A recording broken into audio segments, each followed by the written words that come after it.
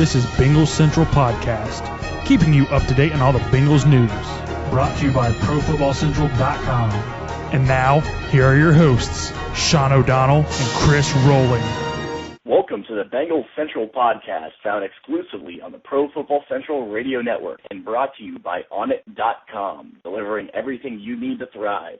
I'm your host, Sean O'Donnell, and with me as always, my co-host, Chris Rowling. Chris, we have a bit of a different show for everyone this week. We sure do, Sean. We have a typical guest. We brought in Mike Batista to wrap up our AFC North coverage of the opposition. He's the host of the Black and Gold Central Podcast, which is the Steelers podcast for Pro Football Central Network. He'll join us later on. However, it's a rather quiet time in Bengals news, so we got the idea to host a podcast directly from the fans via Twitter on Mailbag. So we wanted to dedicate this entire show to all of our listeners out there. We compiled a great group of questions from Twitter, and we'll be answering every single one of them today. But first, Sean, I think there's a bit of breaking news that's kind of important. Doesn't necessarily pertain to the Bengals, I hope. But take us away with the news out of New England that just broke. Yeah, some interesting things happening up in New England regarding Patriots tight end Aaron Hernandez. Hernandez was arrested early Wednesday morning, and at that time the thought was obstruction of justice was the charge, which is practically a misdemeanor. However, things started to get a little dicey just after that when the Patriots via Twitter announced that they had released Hernandez from the team. Speculation started to arise until just after 2:30 p.m. in which Hernandez was arraigned, and he was charged with murder and also 5 gun-related charges. So this is really escalated quickly in terms, if you watched Anchorman, I guess you would get that quote. And so, you know, the all-star tight end from New England is now facing some severe jail time. The Bengals do play New England in Week 5 in 2013, and, of course, the Bengals' Achilles heel is covering tight ends, so obviously this is one less tight end that they are going to have to deal with. However, condolences to the family and friends of the victim in this case, and we'll see how it all plays out with Aaron Hernandez, who did plead not guilty to the charges. So we'll see what happens from there on out. So let's go ahead and get right into our mailbag questions. We have some interesting questions today, and we're going to get through all of them. Chris, go ahead and take us away with our first one here. Will do. Our first question comes from DK Lass. You can find him on Twitter at DRRIKKLASSEN. He wants to know how many snaps will rookie defensive end Margus Hunt, also known as the Michael Johnson clone in my opinion, play per game. It's a really good question, and it kind of depends on how well he performs in the preseason leading up to the regular season, but right now I'd put him at around 5 to 8 snaps a game as a rotational piece. You have your starters. There's a lot of guys in front of him still, really at both defensive end spots. You have Gathers and Dunlap on one side and Johnson on the other. Guys like Wallace Gilberry have contributed in the past as rotational pieces. So for me, they're easing Hunt into a starting role, I think, in a couple of years, especially if Michael Johnson leaves via free agency. But I wouldn't expect him to see a lot of time during the regular season. Sean, thoughts on Hunt's playing time next year? Yeah, I'm pretty much right there with you as far as his defensive snaps go. There's a huge rotation at the defensive end position that the Bengals currently have, and Hunt's going to be, kind of a developmental piece for the Bengals, at least for his first year, while he, gets up to speed with the NFL, learns the Bengals defense. I believe that Margus Hunt might have more of a contribution this year and see more snaps during special teams. It's very hard to discount what he did in college as far as blocking kicks. So I think the Bengals would be smart to plug him in there right away. and I'm sure he'll see some time on some coverage units as well. I think that's where he's going to provide the most use to the Bengals, and then like Chris said, 5 to 8 snaps per game probably, maybe on the defensive side of the ball when he's spelling out some of the defensive ends. So moving on, our next question here, and it's an interesting question, is from Brandon Clark. You can find Brandon at BCCBrandon on Twitter. And Brandon asks, are the Bengals considering pinstripes? Well, we did say we would answer anything on the show, I guess. So the new uniform design by Nike already took place a year ago. So I don't see any changes happening with the Bengals unis anytime soon. They do have stripes already, which is nice. I think the nice curvy Bengal stripes and some straight like New York Yankee style pinstripes might look a little awkward. So I'm going to go with no on the pinstripe consideration. What do you think, Chris? I've heard some speculation that, in the next 2 or 3 years they might have a little redesign of the jerseys, but I don't know if we're looking at anything that has to do with pinstripes. I think they'll keep the more traditional route like most of the other jerseys, except those atrocious ones in Jacksonville have gone with. Moving on, our next question is actually from Brandon as well, and he wants to know, I don't even know if I'm pronouncing this right, he wants to know where would Chara of the Boston Bruins and Serena Williams fit onto the Bengals roster. And I'm going to be honest with you, I don't watch hockey, I don't know the rules, I don't know the players, I watch football. So I don't know who Chara is, but if I don't even know. I wouldn't know where to put him. I don't know. Maybe Sean will know a little better. Serena Williams? I'm Googling him right now, actually. Okay. He's a defenseman of the Boston Bruins, and he won the James Norris Memorial Trophy in 08-09.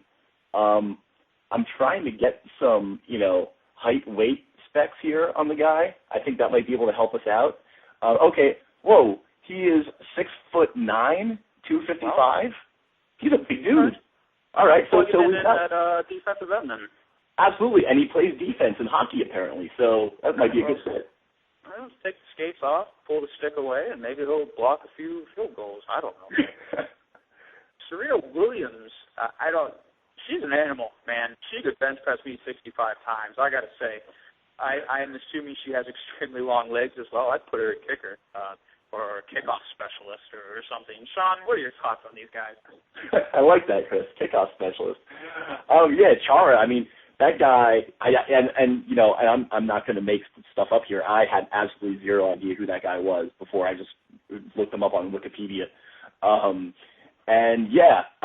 Seems like another Michael Johnson, Marcus Hunt type of dude. So I don't know how long his arms are or anything like that, but who knows? Might be able to make a half-decent defensive end. And as far as Serena Williams goes, there's one thing I've seen of her, and her serves are ridiculous with that crazy overhand motion she makes. I would keep her solely to back in the end zone to bat down Hail Marys. I'm pretty sure that's what I would use her for. Hail Mary, deep safety. I'll make a new position for her. That's where we're going to throw her in there. So our next question is also from Brandon, and this is an interesting question actually. He asked, if you were GM for one move, what non-player upgrade would you choose?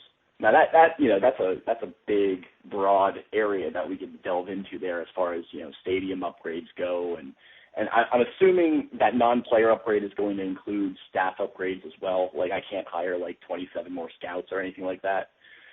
So I want, and this is just me, and here's the ego coming out. I want a bigger TV than Jerry Jones has in the Dallas Stadium. I want to outdo him just by like a couple feet, just to say I have the biggest one. Boom, there it is. Chris, what's up? Well, I was gonna say if I had one move as GM, I'd promote Marvin Lewis to GM and throw in another head coach who can make better on-field decisions. But since you eliminated staff things, I don't really know. I think I would build an indoor practice facility so the team didn't have to travel to the University of Cincinnati and work out deals with those guys. I guess your answer is way better than mine. So we'll move on here. And this one is from D-Class again, who actually asked our first question, and he wants to know, how often will two tight end sets be used in the offense, and will Eifert at some point become tight end number one? I think we're going to see a lot more two tight end sets than folks are letting on right now. It was a staple of OTAs and any off-season activities the team has had to this point that I'm brain farting on the names of. And I don't necessarily, it's kind of like the wide receiver 2 and 3 thing. I don't think there's going to be a number 2 wide receiver. I don't think there's going to be a number 1 or 2 tight end. Eifert and Gresham are pretty similar in my mind, and I think they're going to be used pretty interchangeably, and I think you're going to see them on the field together a lot, whether one of them is split out wide, whether they're both on the line. It just depends on the situation, but I think Jay Gruden and his staff are doing a good job so far of kind of downplaying it, but I think it's going to be used a lot more than they're letting on. Sean, your thoughts? Yeah, I agree with you completely there. And, even including the news that we talked about last week about Eifert possibly filling into that H-back position along with Orson Charles, I mean, that just gives another area where they could be on the field at the same time. So I think the two tight end set is going to be, almost one of the staple offensive formations for the Bengals this coming year. I really do think that it's kind of being downplayed right now. I think they're trying to maybe catch the NFL by surprise if they possibly can. But yeah, I think, as you said, Chris, Eifert and Gresham, they're very similar as far as their skill sets go. I think, there's really not going to be a kind of a one or two. They're just both going to be interchangeable. And quite honestly, I do think that they have relatively the same amount of snaps on the offensive side of the ball this season. And I think we'll get a better picture of that as, we are able to watch these guys in training camp through Hard Knocks, and then we get into the preseason. So our next question, speaking of offense and speaking of rookies, is from Adam Dickerson. You can find him on Twitter at AYDEE1178, and he asks, do you think Gio Bernard will help the offense at that much-needed punch at running back and take heat off of Dalton? Well, yes, there was a much-needed punch at running back. Ben Jarvis Green Ellis was less than spectacular last year, and the Bengals have been really lacking a versatile running back that has been able to kind of do it all. They've never really had a pass-catching threat constantly on the field with Andy Dalton under center, and they really haven't had an edge guy, really, that they've been able to keep healthy. It's just kind of been a one-dimensional between-the-tackles rushing attack. And I think that this will take some heat off of Andy Dalton. It gives him a much-needed weapon. It gives him another security blanket. Basically, if he's seeing tight coverage down the field, Giovanni Bernard will give him kind of an outlet to the flats or a dump off directly in front of him. I think what we're actually going to see from Gio Bernard is less sacks taken by Andy Dalton in 2013 because he's going to have that quick little option to dish the ball off rather than hold on to it like he did so many times last season. I think that's going to be Bernard's biggest addition and biggest asset that he brings to the offense. Chris, what are your thoughts on Bernard? I'm right with you. There's no question Bernard's presence takes heat off of Dalton. A lot of his sacks last year, he actually ended up making the offensive line look kind of bad because he would just hold the ball too long. He either wasn't confident or he had shaky pocket presence, and part of the issue was Green Ellis is great in pass protection, but he can't really split out and catch the ball and be that safety valve. And now that's kind of Bernard's specialty is he's versatile between the tackles, around the tackles, and splitting out as a wide receiver. He's not amazing in pass protection, but he can chip and then roll out into the flat to catch a pass.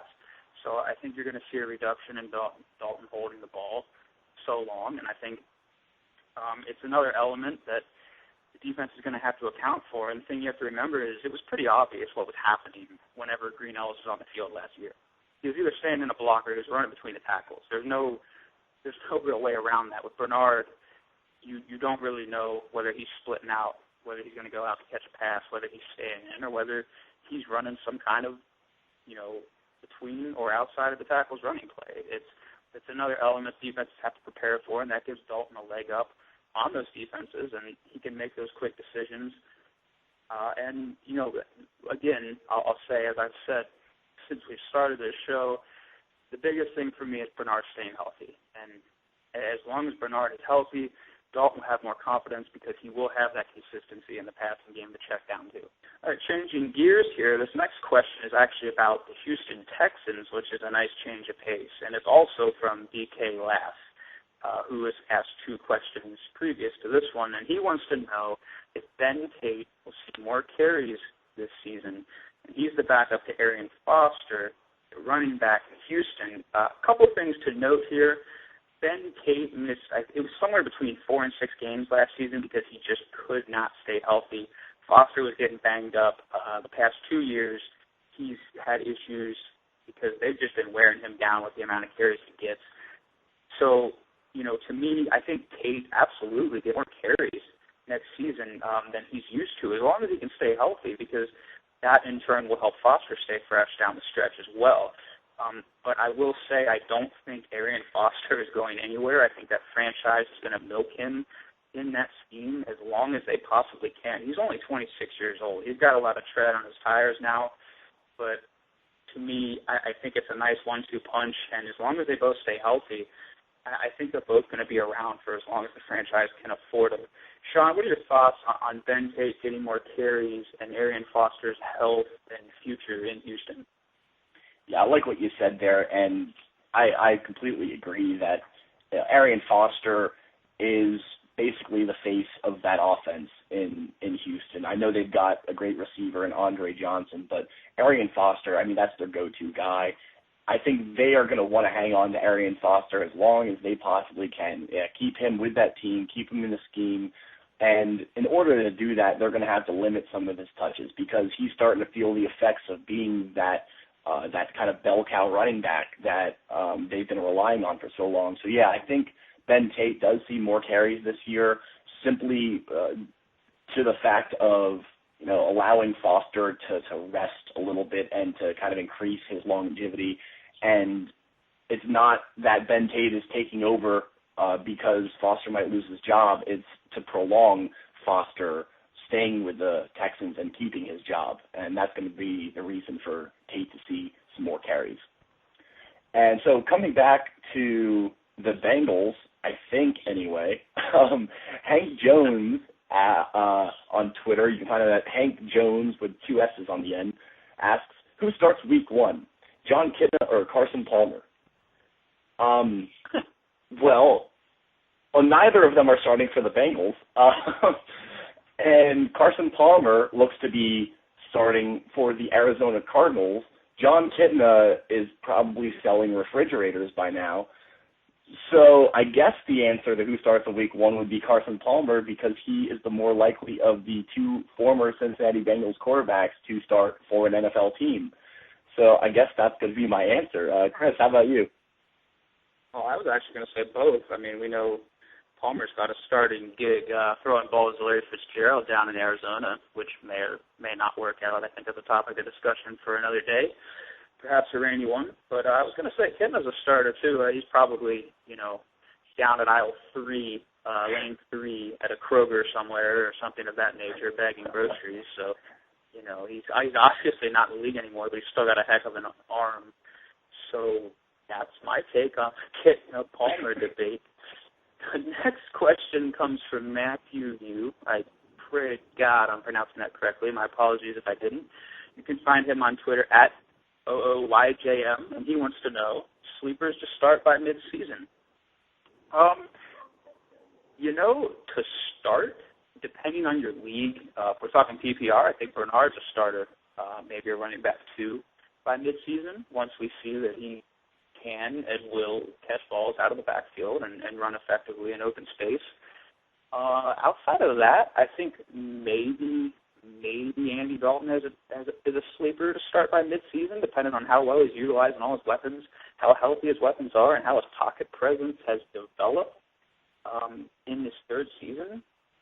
But to me, that's really the extent of sleepers on this Bengals roster. Maybe a guy like Mohamed Sanu is your flex option in a PPR league. I think he's going to be relied on, whether it's out of the split wide or in tight on the line, or even out of the backfield.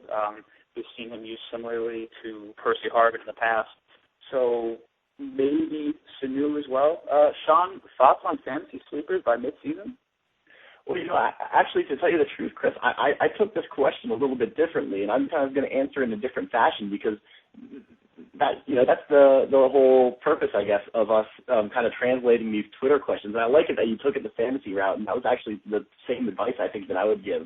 But I'm going to kind of translate this question as sleepers that the Bengals might start by midseason, guys that we might not expect right now to crack the starting lineup, but maybe have a chance of getting in there midway through the NFL season.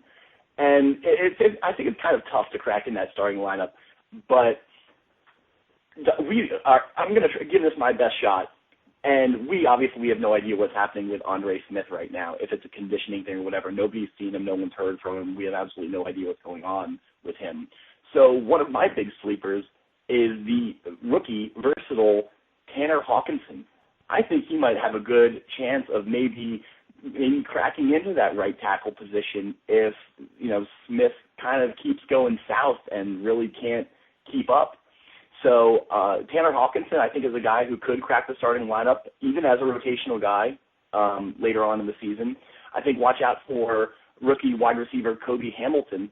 I don't know if he's going to get a start for the Cincinnati Bengals. I think it would take some major injuries or something of that nature to happen.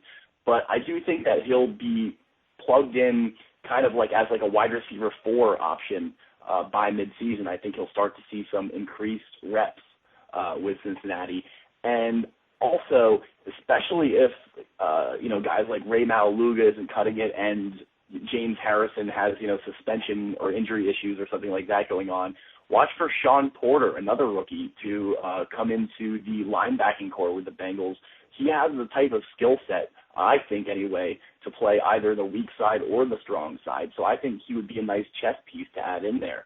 So those are some of the guys that I think you might see crack the Bengals lineup at some point this season. So let's keep it in the AFC North right now and move to a question from a Steelers fan. And stop your booing because I like this person. Her name is Jasmine, and you can find her at JBSteel_ on Twitter. She's a very good follow, and kind of makes sense for for a Steelers fan. She's kind of open-minded about things. She actually did tell me the other day that she believes the Bengals have the best defensive line in football, so that's a positive right there. And she asks, are you more intimidated by the Ravens since they won the championship or the Super Bowl last year, or is it still the Steelers that you dislike or are more intimidated by?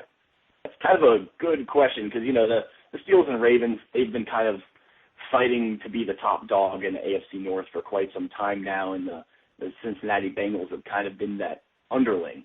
But now that Cincinnati is kind of creeping up in there and they're starting to be a big force in the division, it's really, which of these teams is going to contend with Cincinnati. And as far as intimidation goes, I think that the Bengals have more hard-fought battles with the Steelers than they do with the Ravens. I think on paper right now the Ravens are a better team than the Pittsburgh Steelers. But I think that if it's a team that you kind of have more of a rivalry with and kind of, I don't know if I'm really wording it correctly, but you kind of like fight harder against, I think it would be the Pittsburgh Steelers for the Bengals over the Baltimore Ravens, even though the Ravens did win the Super Bowl last year and finished with the same record as the Bengals. Chris, what's your take on this rivalry for the Bengals in the mix of the Ravens and the Steelers? In regards to the question, as far as intimidation goes, whether the Bengals should be and whether I am, it's about equal in my mind. It seems like every year we hear speculation about which one of these teams, Baltimore and Pittsburgh, which one of these teams is going to fall off. And as usual, I just don't think it's going to happen.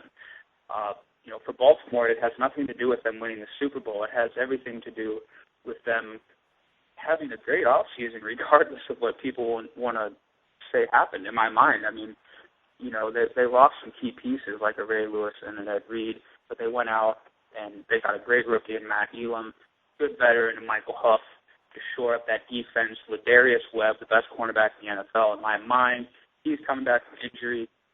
They have an outstanding rookie linebacker to plug in the middle, and Arthur Brown. To me, that defense is going to keep them in games, and I think they're going to be right on par as to how they were last year. Let's not forget to mention the addition of Elvis Dumerville that, for whatever reason, isn't being talked about a lot.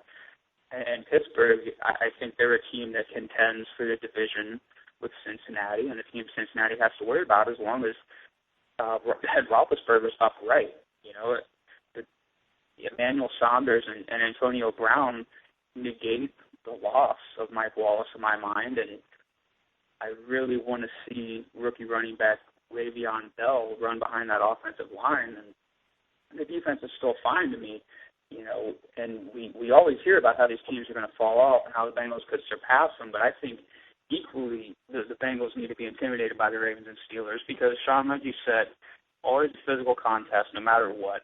And both of these teams, under the radar, in my mind at least, had great off seasons. So it's a toss-up, really. I think they're both going to quietly be very good teams again in 2013. Speaking of the Steelers, it appears we have our weekly guest ready to go. Now, Chris, could it be that we have a guest on the show that is representing the rival AFC North Pittsburgh Steelers?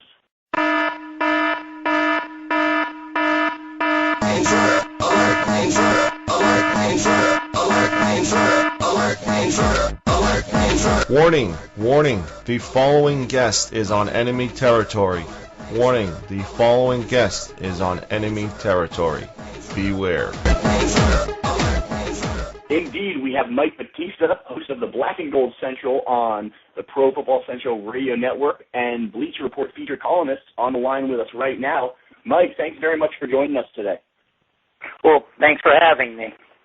Absolutely. We're delighted to have you on the show, and, we're ready just to get right down to it. We've got plenty to discuss about the offseason of the Steelers, as well as some comings and goings of some key players in the AFC North.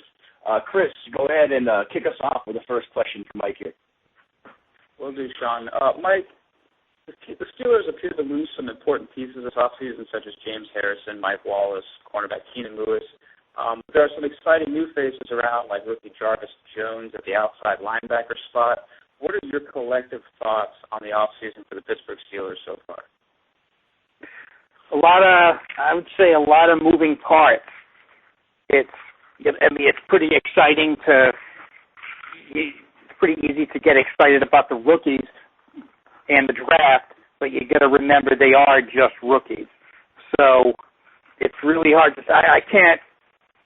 I can't look at this off season. I can't look at what's gone on this off season and say, oh, the Steelers are definitely going to get back to the playoffs this year because it's hard to say. I guess the best way to encapsulate it would be maybe a guarded optimism about the Steelers and the moves that they made.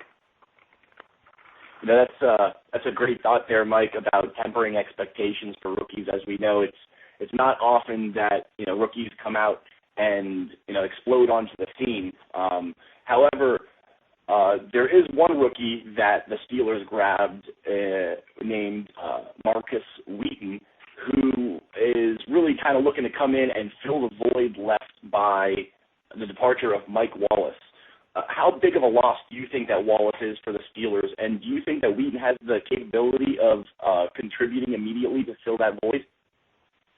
Well, Wallace, he's a huge loss for the Steelers. He demanded double teams, and he was able to open up passing lanes and passing routes for the receivers underneath. That's really why Antonio Brown had such a great year in 2011. Mike Wallace, he declined a little bit last year because he missed all of training camp. But Mike Wallace is a big loss for the Steelers. There's really no way to sugarcoat that or to put too much of a positive spin on that. He might not have been the best teammate or the greatest team player. He was your typical diva receiver, but it's a big loss for the offense. Now, as far as Marcus Wheaton goes, and how quickly can he replace Wallace? I mean, you look at it, it seems like history is repeating itself because, like Wallace, Marcus Wheaton was chosen in the third round. So it's nice to think that maybe history is going to repeat itself there, but you can't rely on that sort of magical thinking. Marcus Wheaton has been, in scouting reports, they've called him a more polished version of Mike Wallace. He's not quite as fast as Mike Wallace, but I mean, who is? But he seems to be able to run more of a variety of routes. Todd Haley, the Steelers' offensive coordinator, even said that, Wheaton has some characteristics of a running back. So Wheaton certainly has the capability of doing everything that Wallace could do and a little more. But again, let's keep in mind that he's a rookie, so we have to see him in pads before we really know anything. Mike, let's switch gears here and look toward next season a little bit. What player matchup between the Steelers and Bengals are you most looking forward to? Because for me, I really want to see Marquise Pouncey and a healthy David DeCastro against Geno Atkins, who is arguably the best defensive tackle in the league. What is your matchup to watch between the two teams next season? Well, yeah, I think Atkins took DeCastro to school in the Week 16 matchup, so I'm really not sure. I'm looking forward to seeing that matchup again.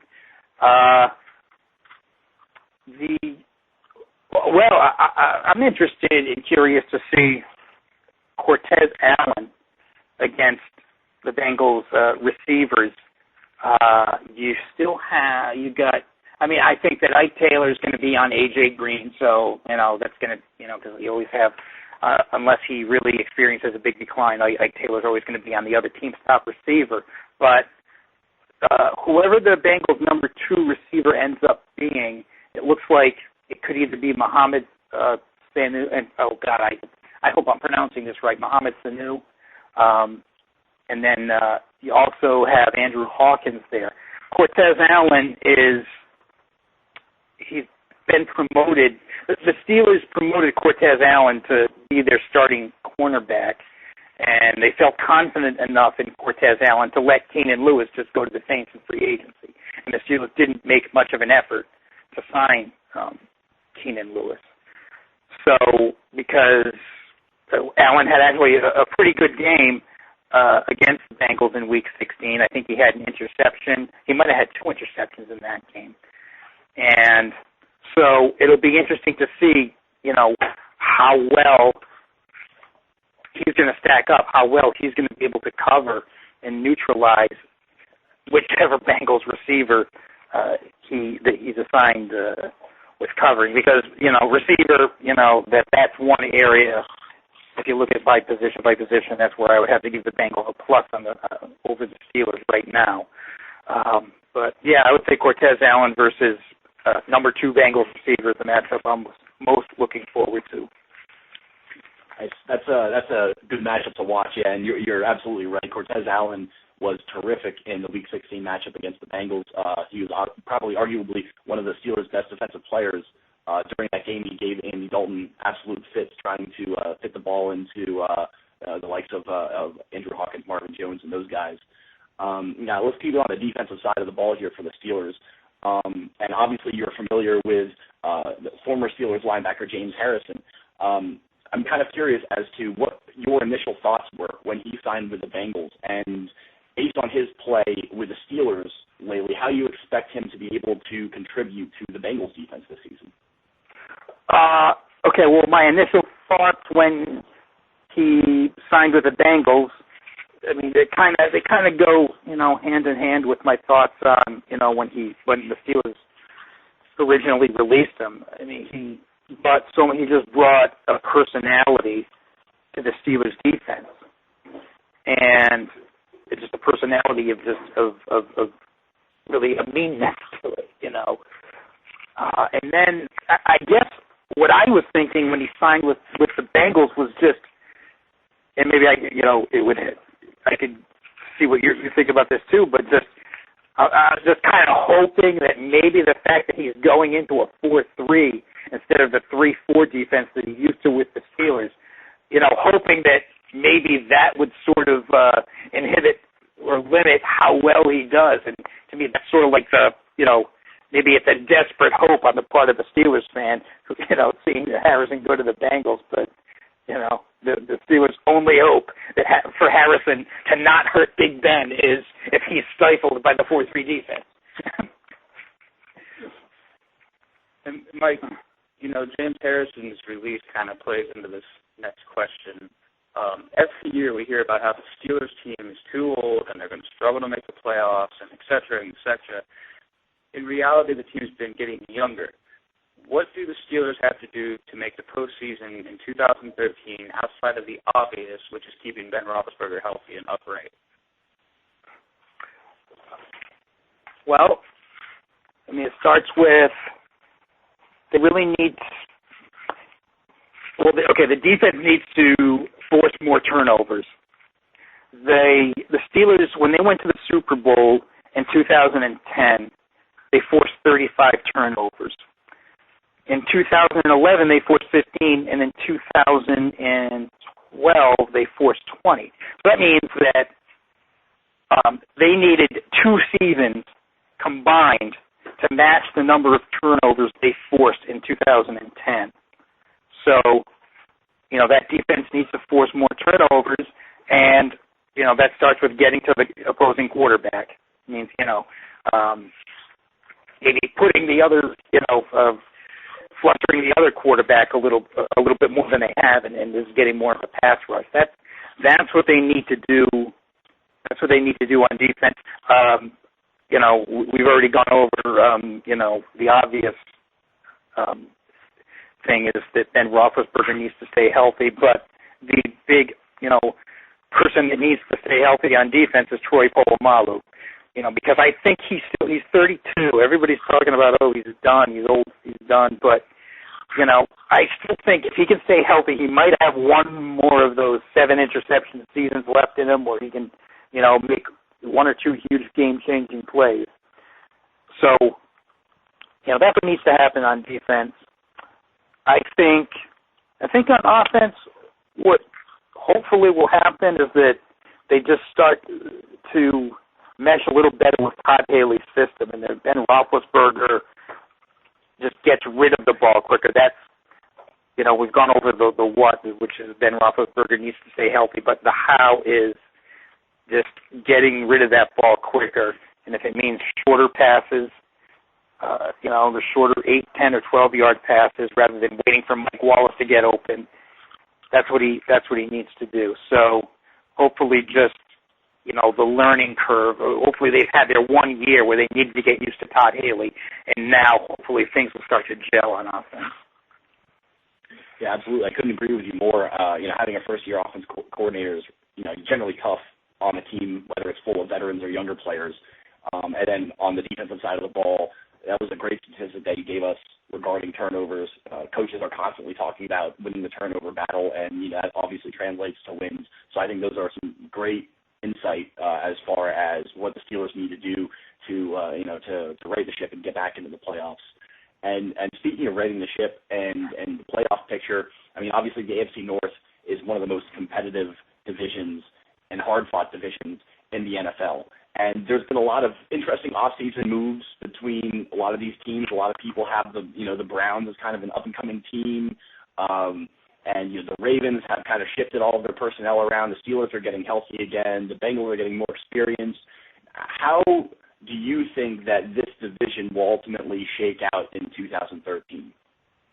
My prediction right now, keep in mind it's still June, so it's not engraved in stone yet. Sort of like engraved on one of those sidewalks that just got paved and the pavement hasn't hardened yet, so I can still rub my field and get rid of it. I got the Bengals winning the division. I got the Steelers finishing second. I got the the Ravens finishing third. They kept Joe Flacco, but the rest of the team is completely overhauled. And then the Browns. I got the Browns finishing in the cellar. Not that they could be heading in the right direction, but I still think not quite good enough to really make a dent in the division. And those top three teams, the Bengals, Steelers, and Ravens, all contending for the playoffs, and probably the Steelers getting in on a wild card. And they might, I kind of see the Steelers right now going about 9-7, 10-6 if they're lucky, and then that could be good enough to to get in as a wild card. And as mediocre as that is better than what the Steelers were last year. Well, there you have it, folks. The Cincinnati Bengals are winning the AFC North in 2013, according to Mr. Mike Batista, with the Pittsburgh Steelers coming in a close second. Mike, one last question here, dealing more specifically with the Bengals and Steelers. The two teams meet in Week 2 in Cincinnati on Monday Night Football, and then meet again in Week 15 in Pittsburgh. They split the series last year. How do you see the two matchups playing out in 2013? I think that's an interesting question. I think they'll split again this year. I think we're looking at another split this year. I think they both defend their home turf. Last year they split, but each team won on the road, so I don't think anybody's going to sweep. So I predict a home and home split. Yeah, that's probably pretty accurate of you. I mean, this is always such a highly contested division, and teams tend to play very well at home in the AFC North. And the Steelers-Bengals have been, having some great contests of late, and we expect that to continue as well into 2013. And ladies and gentlemen, that was Mike Batista, Steelers extraordinaire, host of the Black and Gold Central radio show here on the Pro Football Central Network. Mike, you are a man of many talents. Please let the listeners know where they can find you and your work. Okay. Well, I'm going to be a team player, so I'm going to mention my show first.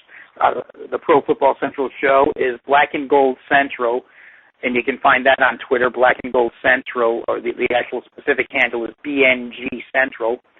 You can follow the show on Twitter there, and you can follow me on Twitter at Steel Tweets, Steel_tweets. And I also write for Steeler Addicts also, which is a Steelers website that's exclusively Steelers, along with the featured columnist, my featured columnist duties on Bleacher Report. Deal. And and I would highly recommend everybody giving Mike a follow. I do, and Chris does as well. And he's a tremendous follow, and he will fill you chock full of good Steelers information. It's always good to know the rivals. So once again, we want to thank Mike for coming on the show today. We would highly recommend checking out the great things he's doing here on Pro Football Central, and also on the sites that he writes for, such as Bleacher Report. That's right. Thanks so much. Yeah, and I just want to say one more thing. The show usually airs on Thursdays. Thursday late afternoon is when it usually comes on. Nice. So be sure to check out Black and Gold Central on Thursdays here on the Pro Football Central Radio Network with host Mike Batista. Are you looking for an NFL website that doesn't throw rumors against the wall and hope they stick? Then please go to ProFootballCentral.com for up-to-date news and information. ProFootballCentral.com is back and better than ever. We're dedicated to being your number one NFL fan site, so come check us out at ProFootballCentral.com and experience the difference. So let's go ahead and jump right back into the mailbag questions with another matchup for the Bengals in 2013. Chris, why don't you take this one away? Sure thing. This question comes from Lauren Cox. You can find her on Twitter at WAKACHA1337. And she wants to know, how do you think the Bengals and the Bears match up? Who do you think wins in Week 1? And I've got to say, this is a very, very good question. I think they're quietly very evenly matched teams. That defense in Chicago is vastly underrated, Urlacher or not. I think that defensive line is going to cause issues. And I think Charles Tillman is quietly one of the better cornerbacks in the league, and he's going to give A.J. Green some serious issues.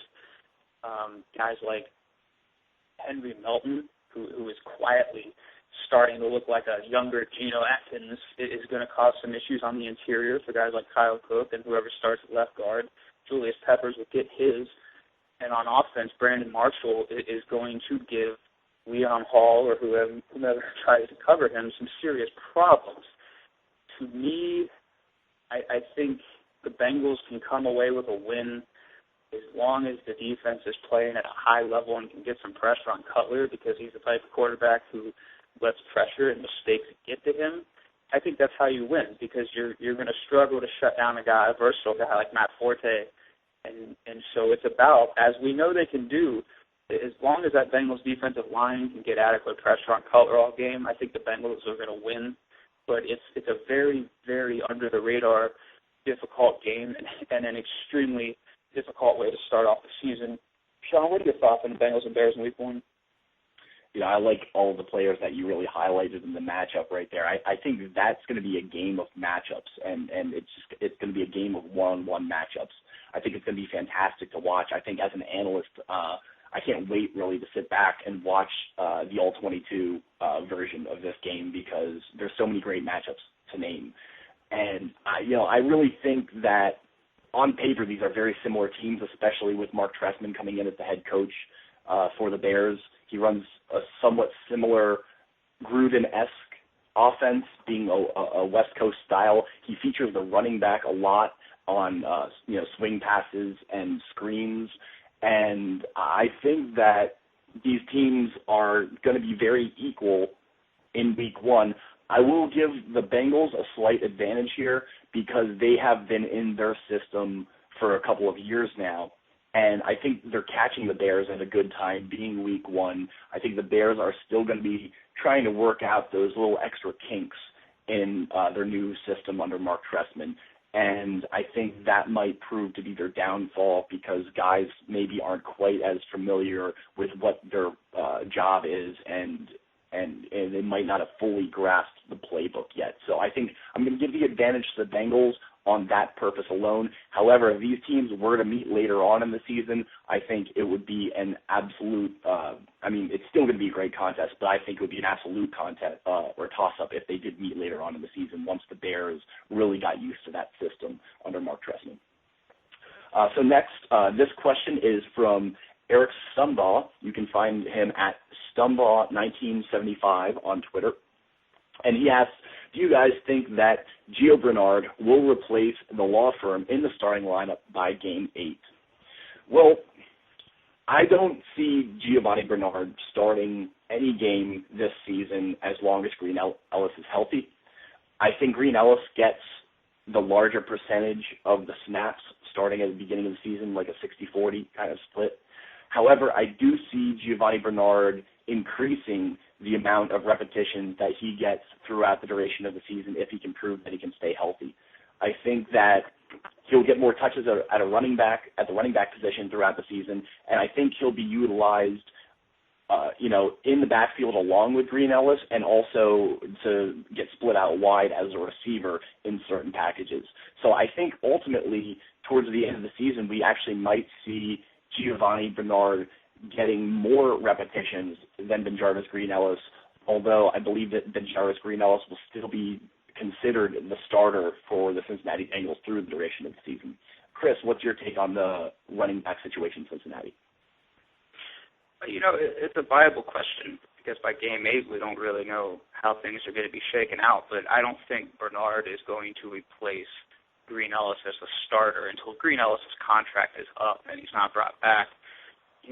That's the reason he was brought in. It was to spell Green Ellis, who is technically still the starter. And I think the coaching staff is going to take a very, very cautious approach to Bernard, especially because he's transitioning to a league and hasn't taken these kind of big hits before. What they want is they want him fresh if there's a postseason run near the end of the season. So I don't see any scenario, unless Green Ellis goes down with an injury, and where Bernard would be seeing more snaps. Now, he may see more touches if he's catching passes out of the backfield, but I don't, like you said, Sean, 60-40 split at most, and I think that holds up all year until if there's a postseason run where Jay Gruden and his staff come out with some looks they haven't shown before to try to get an advantage. But right now we're in, I think, for the duration of the season, we're in protect Giovanni Bernard mode as he adapts and keep him healthy and let him develop until he can take over the starting role in a year or two. Switch gears here and talk about the defense. This question also comes from Eric, and he wants to know whether safety George Aoka will make the 53-man roster, or do you think they will bring back Chris Crocker for depth and experience in that defensive secondary? We've touched on this a little bit in the past. I don't think any veterans such as Chris Crocker are going to be brought back. I think if that was going to happen, it would take a just swath of injuries in the defensive backfield for someone like Crocker to be brought back again like he was last year. George making the roster, to me, is a bit of a toss-up. It depends on how many they want to keep and how versatile they think these guys are. To me, Taylor Mays, Reggie Nelson, Sean Williams are all locks for the roster. If they only keep 4, the battle comes down to Ioka and Jeremy Miles, who has proven time and again to be one of the special teams leaders, one of the most efficient players, and that's how he's been able to keep this roster spot so far. To me, I think they may go and keep 5. I'm not really sure. And in that scenario, I hope that makes the roster. Sean, what are your thoughts on his chances? Well, I like, the 3 safeties that you said were locks for the roster, being Reggie Nelson, Sean Williams, and Taylor Mays. I agree, and I think all of those 3 guys are locks for the roster. And yes, you're right again that the battle for the 4th guy may come down to George Aloka and also Jeremy Miles, because I too feel that they're not going to be bringing back any kind of a veteran, whether it be Chris Crocker, Nate Clements, anybody like that. The Bengals are set with who they have right now. I think they're happy with their current situation, and as you said, it takes some kind of plethora of injuries to bring anybody like Chris Crocker off the street and bring him back with the team. That being said, I believe George Aloka beats out Jeremy Miles for the 4th safety position. That's how I have my projected 53-man roster for the Bengals right now. And my reasoning for that, and Chris, you brought up a great point that Miles is a special teams ace, and he was great opposite Andrew Hawkins as a gunner last season. He was great in coverage. However, I feel that they have enough pieces on the team that they would be able to substitute Jeremy Miles out for another guy in those situations right now, because I watched a lot of footage of Miles playing last year, and he seemed to be lost on the defensive side of the ball in the safety position. And I don't really know if he really has any kind of a ceiling to be able to stick around as a defensive player. However, I've heard a couple of nice things so far this offseason from George Aloka as far as coverage drills go, and I think that he might be able to serve decently as a backup safety for Reggie Nelson in the Bengals secondary. So I do think George Aloka sticks and makes the final 53, and they don't bring back anybody else. So the next question here is from Colt Sievers. You can find Colt Sievers at Steve_Ryall, that's Ryall. And Colt asks, do you think the Bengals have enough talent to seriously make a deep run into the playoffs? He adds that it seems to him that they need a lot of pieces to fall into place. The power rankings recently have been pretty generous, and he did enjoy watching them in the games that he saw last season. Colt has a valid point, because there are kind of a lot of interesting toss-ups as far as the Bengals go right now. Obviously, the safety position is a little bit of a question mark. The cornerback position behind the veterans is a little bit of a question mark. Andre Smith and the offensive line is still a little bit sketchy. New running back coming in, new tight end coming in, wide receivers in their second year and getting healthy. Andy Dalton, can he take the next step? There's a lot of differences in the Bengals this year. I think it's more of a different team than people realize. So, yeah, there are a lot of pieces that do need to fall into place for the Bengals to be successful. However, I think they absolutely have enough talent on that football team to make a deep run into the playoffs. I think the firepower that was added on offense is terrific. I think they had probably one of the better drafts in the NFL this year again, and that goes with the two guys that they picked up first, in Tyler Eifert and Giovanni Bernard. I think we're going to see a vastly different offense from the Bengals than their 22nd ranked offense in 2012. I think it will be much improved, and the defense, they really kept everybody that was a major contributor last year, and they're going to be getting some guys back that were injured last year as well. So I think the 6th ranked defense from last year at least stays the same, if not improves. So yeah, I think the Bengals absolutely have the talent necessary to take them deep into the playoffs. It's just a matter of putting it all together. Chris, what do you think about that? To me, this is the thing with the Cincinnati Bengals, and it applies to last year as well. The talent's been in place. It's been there. It's the execution and health that hasn't. Last year, the Bengals were an Andy Dalton overthrow of a wide-open A.J. Green in the end zone while Dalton was in a clean pocket from winning the wild card game, in my opinion. And so it's the execution and the development of this young talent that has been in place that has held this team back. You look at their primetime record and obviously their postseason record. It's development and execution right now. The talent is absolutely there to make a serious, deep run into the playoffs. But in 2013, that's going to hinge on development and health. Guys like Sanu absolutely have to stay healthy and provide another weapon on the offense. Guys like Kirkpatrick have to stay healthy on the defense and develop. So yes, a lot of pieces have to fall in place, but the talent has been there for the past 2 years in my mind. It's a matter of everything coming together in health and just simple development at this point. Power rankings are very, very generous, and that's a good thing because usually Cincinnati, as a small market, doesn't get the credit it deserves. But until the execution and health is there, the power rankings don't necessarily mean anything. And it's going to take a lot of pieces that Sean went into detail about falling into place perfectly on what is more of a new-look team than folks realize. Our next question comes from Matt Cramp, and you can find him at MattCramp1. He wants to know, what do you think Dre will do when he finally gets some snaps on defense? Dre being Dre Kirkpatrick. It's a good question because we haven't really seen game action from Kirkpatrick yet in the NFL outside of the preseason. Any serious action, I guess I should say. I think that he's going to come in and see some snaps as a starter, and I think he's going to be targeted by a lot of opposing quarterbacks, and I think Bengals defensive coordinator Mike Zimmer is going to roll a lot of coverage his way to help him out until he can prove that he can backpedal and play the physical man zone that Zimmer needs him to play, the man coverage, excuse me. I think he'll be fine. I really do. He's an elite athlete. He's a first-round pick for a reason, and he won't be, unless the offense is very good at creating mismatches, he won't be on the number one receiver. That'll still be Leon Hall's gig. So I think he'll be okay. I think it's going to be frustrating through the first 8 games or so because teams are going to target him relentlessly, and that's just how it's going to have to be until he can prove you don't throw his way.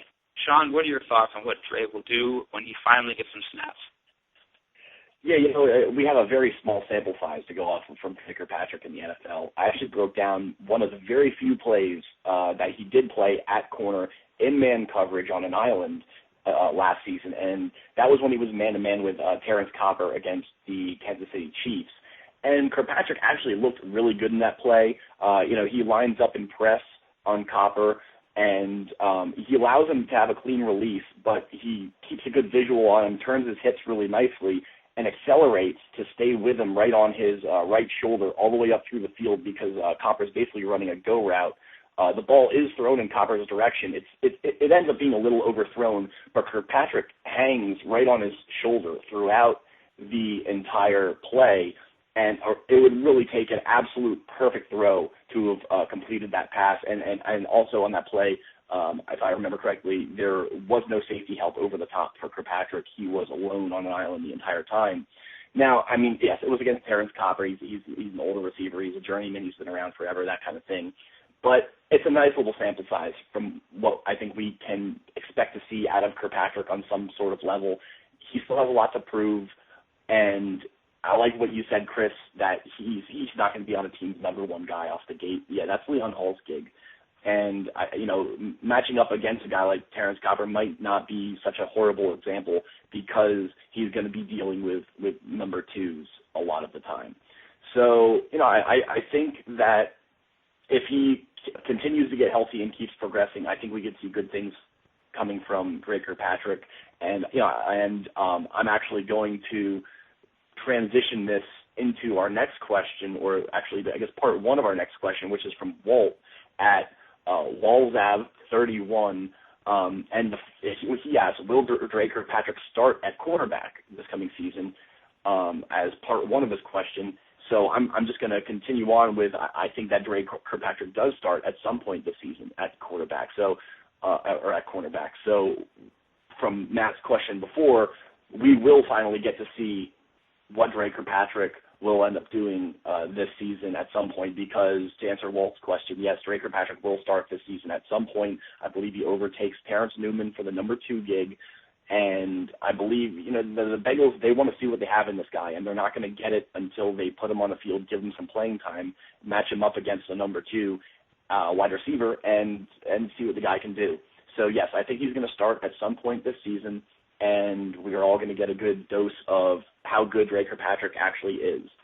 The second half of Walt's question is, will 35 touchdown passes from Andy Dalton change their opinion, or will it just take a playoff win? Well, I mean, I don't know what opinion Walt is really referring to, because as far as right now goes, the Bengals as an organization still love Andy Dalton. I mean, they have a lot of faith in the guy, and they think that he is still going to be able to be groomed into, their franchise quarterback.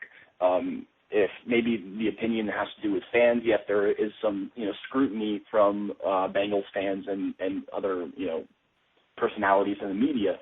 But Andy Dalton, I think, was a little underrated last year with all the injuries that happened on the offensive line to his receivers, and I don't think he had a whole lot of I don't think he had a whole lot to work with outside of AJ Green. So 35 touchdown passes, actually, I really don't think that's unrealistic from Andy Dalton this coming season, barring the health of the offense of the Cincinnati Bengals. And if you're referring to fans, I think it will actually take a playoff win for maybe people to really see Andy Dalton in a better light, because that's what fans have been waiting for the longest time, is for the Cincinnati Bengals to get a playoff win. It's been over 2 decades since that happened, and I think Andy Dalton's going to need to do that to clear his name with some of the naysayers out there. What's your take on these questions, Chris? Well, I touched on the Kirkpatrick question already. He's absolutely a starter, especially with potentially Adam Jones being in trouble. I'd like to focus on the portion of the question that deals with Andy Dalton. Like you said, 35 touchdown passes is absolutely a realistic goal, but in my opinion, it will not do anything to change his perception, whether it's in the media or with the fan base, if he cannot win a playoff game. Dalton threw 27 touchdowns to 16 interceptions last year and almost 3,700 yards with the injuries you already spoke about, Sean, and that does not get touched on at all. Dalton's problem is he has won so much over the course of his career, whether it's in high school, whether it was in college, at TCU, in the Rose Bowl. All this kid did was win. He was billed as a winner, and until he gets that playoff win with Cincinnati, the opinion, whether it's media or fans, it's not going to change. He could throw 16 touchdown passes, win a playoff game, and the opinion would change. It's just how it is, because it's what he has been billed as, and it's what he does. He's been billed as a winner. So statistically, he can put up as many stats as he wants, but add in the fact that the Bengals haven't won a playoff game in over 20 years, with the fact that all Dalton has done is win those big games until he got to Cincinnati, the perception is not going to change. Next question is also from Walt. and he wants to know, 1, will Pac-Man be suspended, and 2, will Eifert start over Gresham by the playoffs, and 3, will James Harrison, have over or under 8 sacks? 1, Pac-Man is going to be suspended if convicted. I can't see anything else outside of that. We've seen Roger Goodell suspend players before a verdict very, very, very rarely, such as the Ben Roethlisberger case. I know Pac-Man has a history, but until this altercation has a verdict from a judge, I don't see a suspension. Eifert starting over Gresham, we kind of touched on this earlier. I don't really see either of them technically starting, and I see them on the field a lot together. Part of this is health. We can't really know what's going to happen by the playoffs, if they're on the path to the playoffs or not. I think it's a toss-up as to who sees more snaps. I think over the course of however long Marvin Lewis has been in Cincinnati now, he's proved to go with the veteran. And so if I absolutely had to pick, Gresham will still be the technically, and I'm doing the air noodles right now, quotes, Gresham will still be the starter. James Harrison, over or under 8 sacks, I'm going to have to say under. I think in a new scheme, I realize that he's lining up in different spots to apply pressure from different spots, such as inside and outside linebacker, because he has that versatility. But I'm going to say under because, A, we don't know how healthy he's going to stay. B, we don't know if he's going to be dealing with suspensions. And C, I think the defensive ends like Michael Johnson and Carlos Dunlap, and especially Geno Atkins, are going to take a lot of sacks away from him that he would have normally gotten somewhere else. I think Harrison is a nice distraction that offensive lines have to deal with, but I think it's your guys like Johnson, Dunlap, and Atkins who are going to get the majority of the sacks. I can't see James Harrison having over 8 sacks in a 4-3 scheme with so many other talented pass rushers. Sean, your thoughts on these 3 questions? Will Pac-Man be suspended? Maybe. Will Eifert start over Gresham by the playoffs? Not applicable. Will Harrison have over under 8 sacks? Under. And now I'll explain. As far as Adam Jones being suspended, it's a toss-up right now. If he is convicted, absolutely he gets suspended, and it may be for a good duration of time because, he's obviously had his issues in the past, and Roger Goodell had basically told, Jones that if he gets into trouble again, who knows, it could be a career ender for him. He could be suspended indefinitely. We really don't know. But I think, the hammer is going to drop, obviously, on Jones if he is convicted. However, if he gets away without any kind of conviction, I don't think I see a suspension looming. So we're going to have to wait to see what the verdict is with all of this. But it's really all going to depend on what happens in court. As far as Eifert starting over Gresham, I said not applicable. And basically, this goes to what we were talking about earlier in the show with Eifert and Gresham kind of being co-starters for the most part. And Chris, your air noodles that you did before, I get it, and I agree that, technically Gresham is going to be listed before Eifert on the depth chart, so he's going to be technically the starter. But as we said before in the show, I think we're going to see a lot of dual tight end sets. We're going to see these guys on the field at the same time a whole lot, and we're going to see them spelling each other out a lot. So I think, for all intents and purposes, these guys are going to get relatively the same amount of snaps, I think, in 2013. So I guess what I'm trying to say is it's tough for me to call either one of them a starter because I think they are both pretty much the starters at tight end. But if we go from the depth chart, I think Jermaine Gresham is going to be that guy listed before Tyler Eifert for the duration of the season. And lastly, will James Harrison have over under 8 sacks? He'll have significantly under 8 sacks. I've seen having maybe 3 or 4 this season. He's going to be used as a pass rusher in certain schemes. Word from training camp, from OTAs, for the Bengals, has been that, Mike Zimmer's kind of experimenting with him, moving him around, using him as a pass rusher. So I think he'll be used, to get back in there into the backfield and go after the quarterback from time to time. But I still think his primary principle is going to be is stopping the run over there. I think he's going to be a really nice addition as far as just being a tackling machine on the strong side. I do think that when Harrison does rush, he is an extra body to contend with, and Chris, you touched on this a little bit.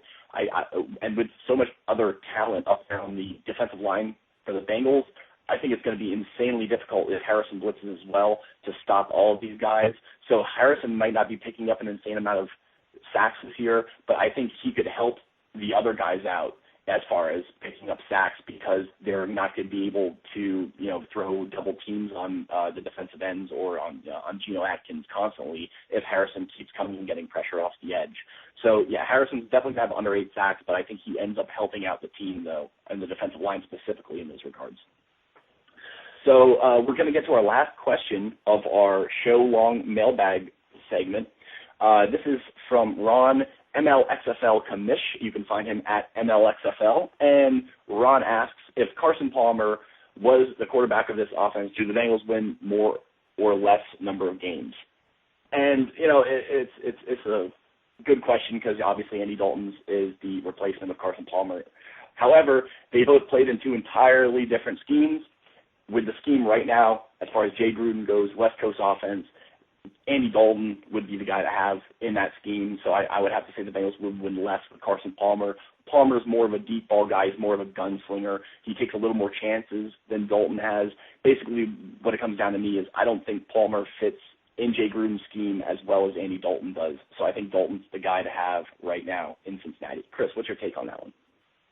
It's really tough for me, actually, and I'm afraid I'm going to make some enemies in the Bengals fan base here. I agree with what you're saying schematically about Gruden's offense, but I think it'd be about the same number of games.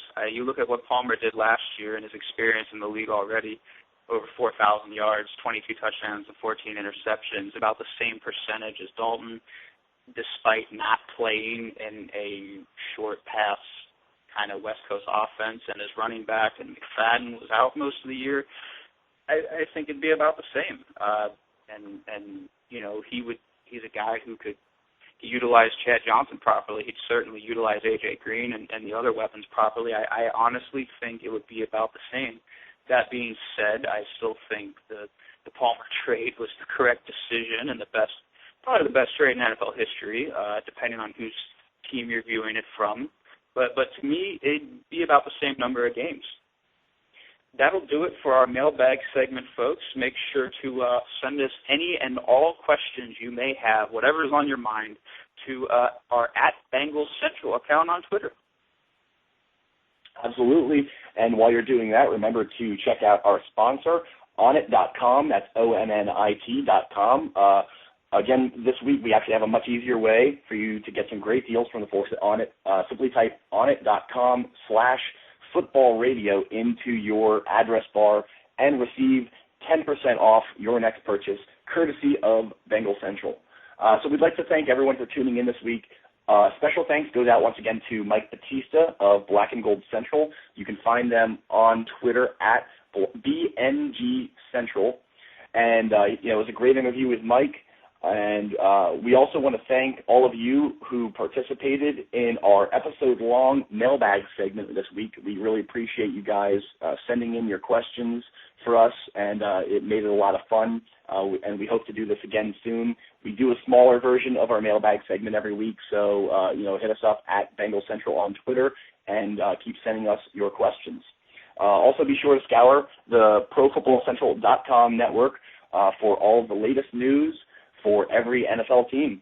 For Chris Rowling, I'm Sean O'Donnell. Hooday. The following podcast is a part of the Pro Football Central Podcast Network.